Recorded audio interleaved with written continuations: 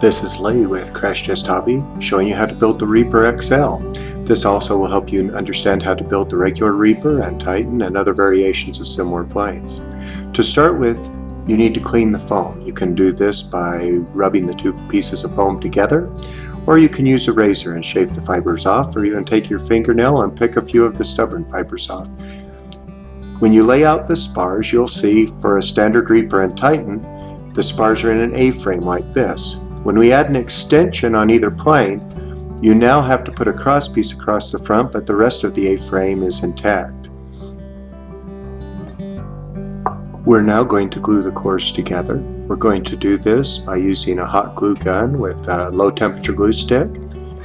I like this because it's fast. I can build faster this way than any other way I know. The only time you have to worry about this is when the temperature outside is going to be very hot. The spars are installed on both the top and the bottom of the wing. Front spars are back 1.5 inches. The back center spars are on the CG for each individual plane. I like to use a soldering iron to cut the depth for the spars.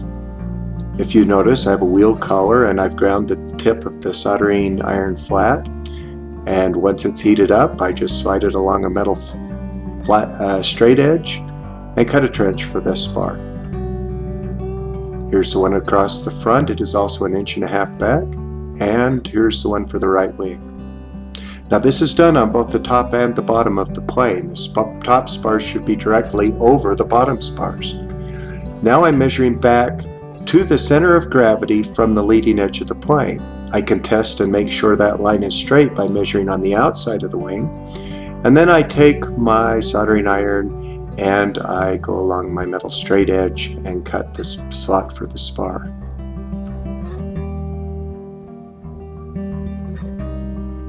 In order to make the joints where the spars come together the strongest, I bend the wires that are included in the kit at an angle so they sit in the trenches to make it so that they can sit deep enough that they don't hold the spar up above the surface of the wing. I use a soldering iron and cut just a little extra depth at those places. Filling the slot with hot glue, I then insert the spar, and as you saw, I sand the spar just enough to get the shine off it, but I press the spar down in. Don't use too much glue. This is where you can add a lot of weight, but we'll go back and actually touch the glue up in a few minutes to make sure we've got a good bond.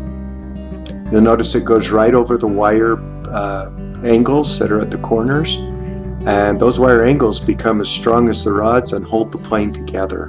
One of the many things we do to make these combat worthy.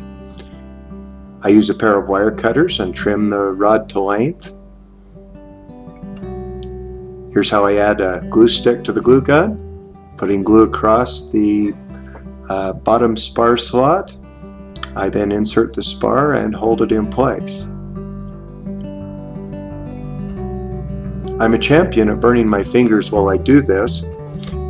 Now I'm adding a little extra glue just to fill the slot in, and a straight edge will smooth it out, but don't add too much weight. If you get bulging or lumps anywhere, you can take a soldering iron and just smooth out the glue, but make sure you don't melt the foam around it. I use wire cutters and cut off the ends of the spars that are poking out. Now we're working on the top of the plane now. The reason we do the bottom first is because the airfoil isn't so affected, and on the bottom there's more shape on the top of the plane. In this particular case, the front spars are pretty much the same, but the center spar, I've pinned down both ends and I'm holding the spar down into its slot while it cools. Now I'm installing the Formica plate. As you can see, I center it, put glue on the back of the wing and glue the plate down into position. We have not found any material lighter and tougher than these Formica plates. Now you'll notice in this particular case I'm showing the installation of a larger plate. In the future this will be added to the kit just to tie it into the spars a little bit better. Our initial planes did not have this, but this will be a modification that will be appearing in the future. Now using a razor blade, I go around the entire perimeter of the plane and cut a slit into the edge of the wing that is about 3/8 of an inch deep to a 1/2 inch deep. In this, I'm going to put a shock cord. The purpose of the shock cord is to hold the plane together like a unibody. When you hit something, a plane wants to split between the elevons through the middle of the wing going forward. We have found that by putting the shock cord in, that this greatly reduces any damage that the plane has in a forward impact. After applying baking soda to the shock cord, I then stretch it tight, and using a small Phillips screwdriver go around the perimeter of the plane and push the shock cord down into the slit that I just got with the razor blade. Now make sure that as you go along the trailing edge, you do not warp the wing. If you stretch it too tight along the back of the wing, you can actually cause problems when you go to do your elevons later. I go deep across the back so that the prop can't cut the shock cord, and you can go back around with a screwdriver a couple of times if you want to make sure it's down at the bottom of the slot. When I get to the front, I tie the strings together and make sure that they're all the right tension and trim them off for length.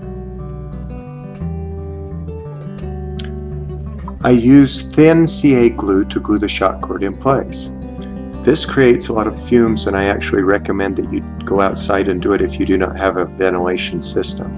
It will make your eyes water, and it's obviously not a safe practice, especially with the baking soda, which accelerates the glue. But glue around the entire perimeter, and then set your plane somewhere where if glue seeps through the foam, that you won't have any difficulty of the plane gluing itself to your countertop.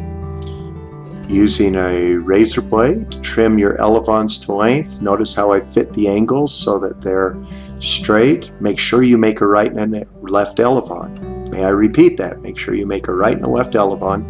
Your hinge line will be along the top pointed edge of the elevon. I frequently see people make two of one side or else make them upside down. So where you're doing them together like this, it's easier to not get confused. We are now going to put the extreme tape on the plane.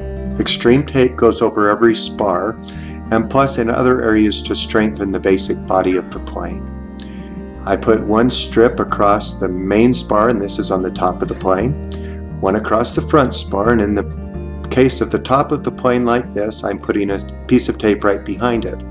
I don't fill that gap with tape just because it adds so much weight, and also that's where all the radio is going to be installed in a few minutes. This is the bottom of the plane. I stretch the extreme tape along the spar,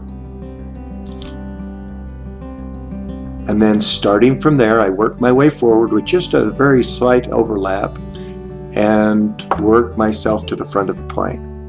Now, the reason we put tape all along the bottom is it gets a lot more abuse because the plane will be landing on this part of the plane.